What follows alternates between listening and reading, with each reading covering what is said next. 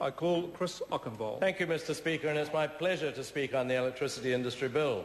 As my respected colleague and energy mentor, the Honourable Jerry Brownlee, so eloquently and succinctly put it during the first reading of this bill, the purpose of it is to improve competition in the electricity industry, to constrain price increases, to improve the security of supply and the management of dry years, and to improve governance arrangements in the sector.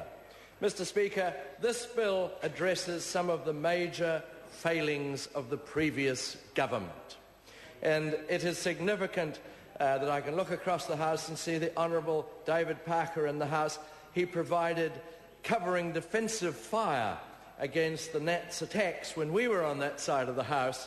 And he did it reasonably convincingly, I guess, in retrospect, but he must have known the tragedy, the travesty of what he was doing. They let price increases get totally out of control, and they put the security of supply at risk. The potential consequences on our poorest, most vulnerable citizens were devastating. Nevertheless, Labor have allowed it to happen, but thankfully, Mr. Speaker, National has been able to step in and save the day by implementing this bill to address our previously poorly governed and poorly regulated electricity industry. Mr. Speaker, this bill enables that most effective concept we call increased competition, which will lead to constrained price increases. This bill will ensure that the market operates in the most efficient and competitive way possible, and that is what this bill will achieve, Mr. Speaker. What this bill also does is abolish the Electricity Commission. This is most necessary because it was a perfect example of unnecessary, convoluted bureaucracy. And I don't mean to be critical of the best efforts of the people who were involved in it. They did try their best. But it had too many objectives, it had too many functions. It tried to be all things at all times and did not operate effectively. When I was just glancing through some of the first reading speeches, I wasn't surprised, Mr. Speaker, to see that Chris Hipkins has accused National of having blind faith in the market. It's typical of a Labor Party heavy on ideology, short on economic knowledge and industry experience, and perhaps short on personal commercial experience. Perhaps he or one of his colleagues would like to explain how it was that electricity prices went up 72% over 9 years under Labor against an inflation rate at the same time of 28%, whereas under a National-led government, electricity prices thus far went up only 2.9% over the year May 2009 to 2010.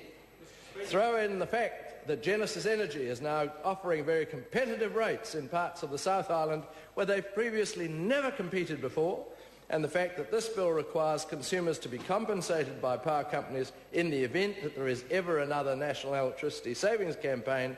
And you'll see, Mr. Speaker, that National is doing all that it can to help those who can least afford the necessities of life, those on fixed incomes, those on pensions, those on superannuation. Indeed, what is most pleasing about these reforms is how consumer-friendly they are.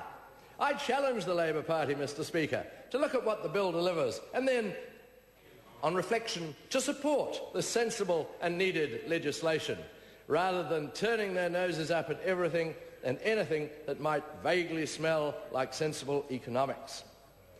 The reforms, Mr. Speaker, also replace the unfocused Electricity Commission with an Electricity Authority as an independent Crown entity.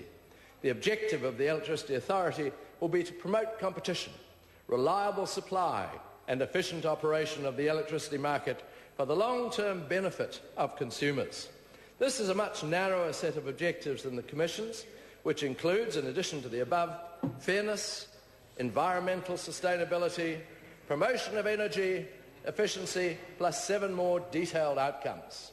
In summary, Mr. Speaker, the Electricity Industry Bill is one that I'm very pleased and proud to support.